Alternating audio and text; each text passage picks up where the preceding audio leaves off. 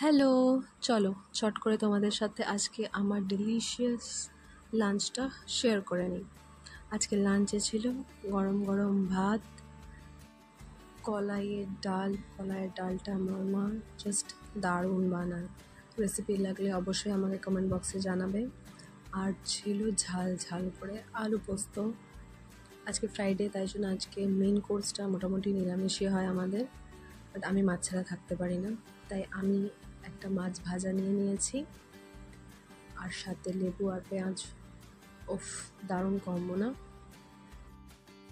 আমি কিছুদিন ধরে নিরামিষই খাচ্ছিলাম, বিকজ জন্মাষ্টমী ছিল, তারপর আরও 2-4টে পুজো ছিল, যেটার জন্য আমি খাওয়া হয়নি আমার।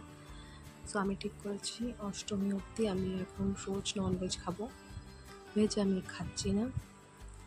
যাই হোক, আমি ততক্ষণ লাঞ্চটা করে নিই, তোমরাও তোমাদের লাঞ্চটা করে নাও। ভিডিওটা ভালো লাগলে অবশ্যই লাইক, কমেন্ট অ্যান্ড সাবস্ক্রাইব করে দিও। Till then, bye. Enjoy your day. Happy lunch.